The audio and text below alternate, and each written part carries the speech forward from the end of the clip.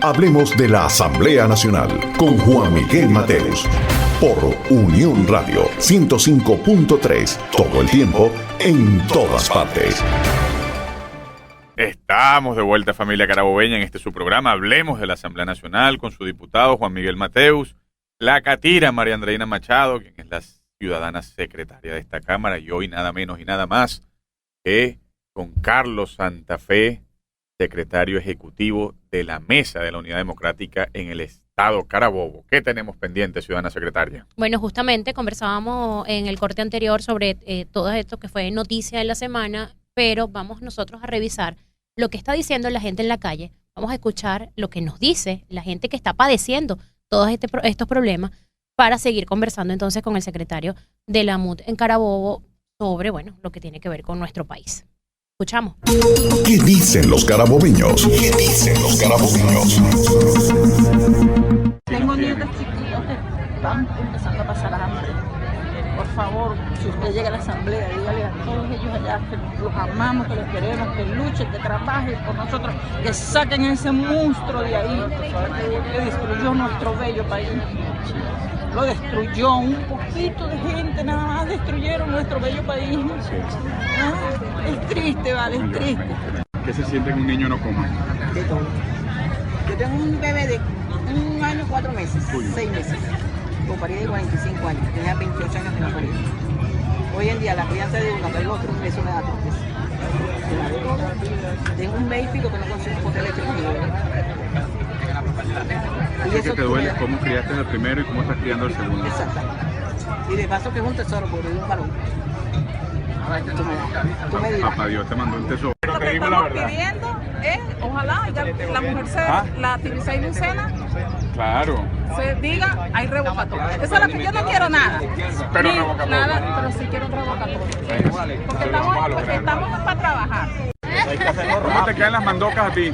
Súper bien. No, ahorita no mandoca, pero ¿cómo vas a conseguir harina? ¿Qué mandoca vas a hacer? Nada, no puedes hacer nada.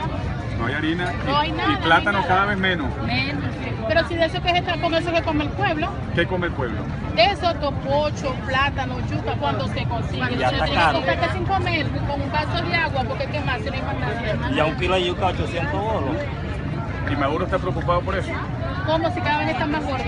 Esa es la sabiduría popular, el sentir carabobeño, el sentido común de quien padece día a día el hambre de Nicolás Maduro. La señora Juliana Montiel de Huigüe nos dice que unos poquitos destruyeron nuestro hermoso país, y lo dice con llanto, con lágrimas en los ojos.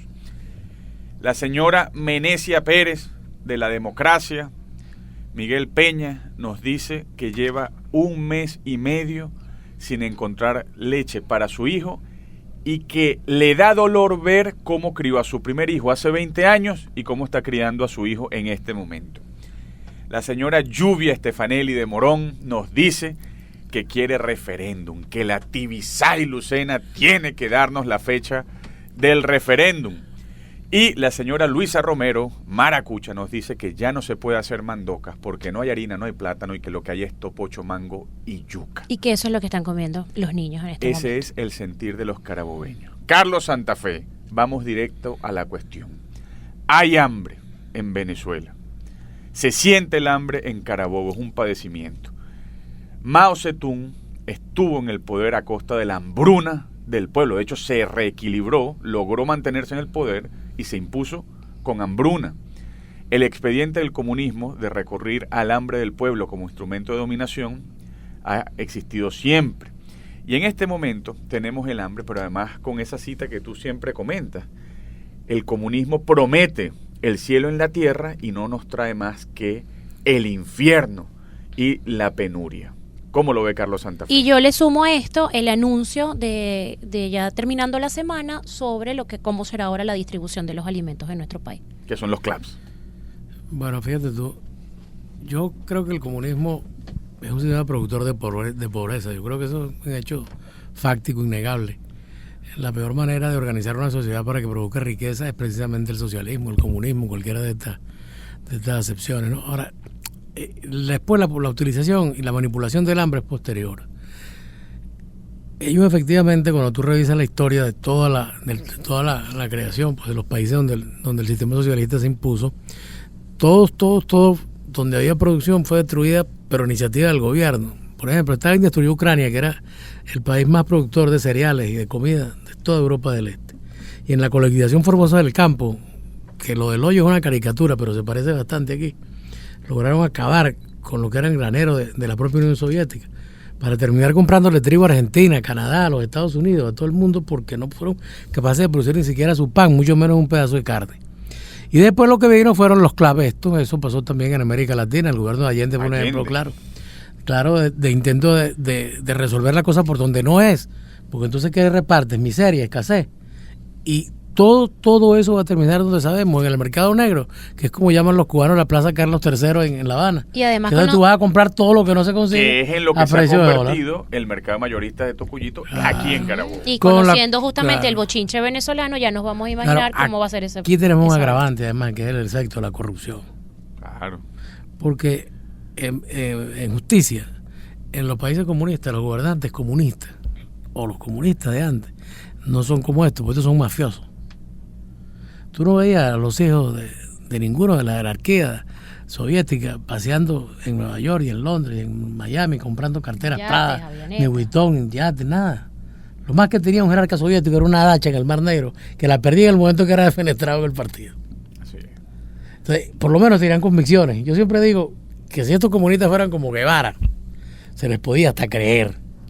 Pero estos no son ni siquiera como Guevara. Estos no creen en nada de lo que están diciendo. Estos son unos asaltantes.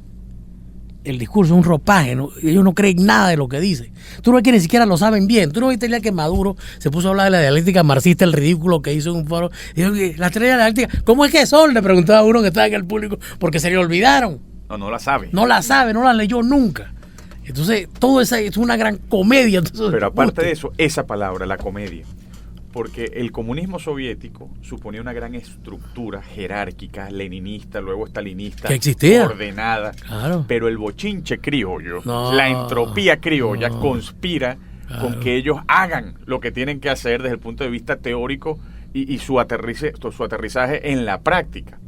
Es imposible que ellos puedan dominar a la sociedad venezolana con el comunismo, primero porque el comunismo es inhumano, el marxismo lo es, lo ha sido siempre, pero aparte de eso, el genio criollo conspira para que ellos lo puedan implementar en la práctica y para que deje de ser implementado en la práctica. Sí, porque este no es el Ejército Rojo, ni mucho menos. Estos guardias nacionales los que están mercadeando y cogiéndose las cosas y llevándoselas a los bachaqueros. Así es. Y conociendo justamente al pueblo venezolano, con esta situación que ya está padeciendo, con lo que ya podemos prever que va a ocurrir si se da esto de los clanes. ¿Qué crees que pueda pasar? O sea, ¿cuánto puede aguantar la gente en Venezuela? ¿Cuánta hambre puede pasar? La gente ya no aguanta, pero Andreina, la gente es lo que está sobreviviendo. Aquí no hay manera. Yo creo que Maduro corre directamente al abismo de un problema que el Caracazo nos va a parecer una caricatura, porque aquí cuando se concatenen todas estas cosas que están sucediendo, hechos parciales, aislados, o sea, un día, en cualquier momento que no sabemos cómo, porque repito, esto no es un laboratorio de química. El país ya está alborotado, claro, es una realidad. Ahora un día se van a conseguir todos esos pleitos al mismo tiempo, todos esos disturbios, todos esos asaltos, todos los saqueos, y inmediatamente no sé qué va a hacer el ejército venezolano. Que esa es otra contradicción. Todo régimen totalitario supone una vocación de orden, y esto es un caos. Es un estado fallido. Pero además está la represión, porque hemos visto en las acciones de calle de estos días, hemos visto entonces la actitud de Policía Bolivariana, Guardia Nacional. En este momento hay un pueblo en la calle que está en cola y el drama de los alimentos se ha consustanciado con la garra bélica, con la garra militar del gobierno, porque la Fuerza Armada está volcada sobre la calle para evitar desórdenes a propósito de los alimentos y en realidad se ha establecido una gama de corrupción terrible y la gente ya asocia Guardia Nacional con corrupción en materia de alimentos, cosa que va a ser una herida cultural en nuestra política porque habrá que devolverle la dignidad a ese cuerpo armado. Bueno, hoy es una de las instituciones más desprestigiadas de Venezuela, una cosa que antes no era así. Incluso yo me acuerdo cuando se hacían sondeos de opinión hace la denostada Cuarta República y siempre las Fuerzas Armadas estaban como a salvo de la tragedia que envolvía el resto de las instituciones, ¿verdad? Hoy yo creo que están a la cabeza de eso. La perdición popular es terrible y entonces, bueno, yo no sé qué van a hacer al final. Van a matar a la gente en las calles. cuando ya sea intolerable el hambre y la exasperación, lleva a los venezolanos no ordenados por nadie, ni por la Mesa de la Unidad, ni por los partidos de oposición, sino acicateados por el hambre exclusivamente. ¿Y qué va a responder ese ejército? Bueno, quizás vaya a fusilar a la gente, Nada. va a empezar a matar en la calle. Pero si tienen hambre también, todo el mundo tiene hambre. Entonces, en ese momento, cuando yo creo que Nicolás Maduro se va a tener que ir. Vamos a un tema muy importante, Carlos, que es el siguiente. Václav Havel, primer presidente de la República Checa, o de Checoslovaquia, entonces, después de la caída del comunismo, decía que cuando quedaba desnudo el talante mentiroso del poder marxista, la libertad estaba cerca.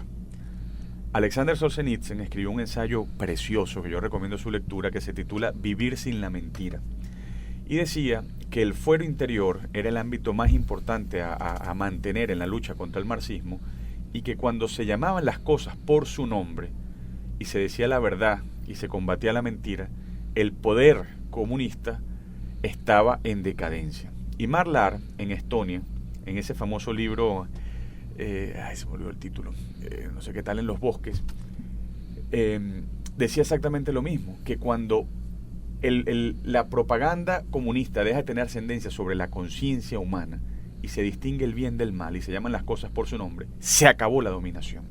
¿Cómo ves el aparato de propaganda del régimen venezolano? ¿Y cómo ves a Maduro en sus vacíos de palabras en esta situación en la cual se ha quebrado el consentimiento y nadie quiere obedecerle? Sí, porque las cosas, digamos, la propaganda, todo el marketing, en todos los órdenes de la vida, tiene que tener un referente práctico cierto. Es decir, yo no puedo inventar que la Coca-Cola sabe bien si sabe mal.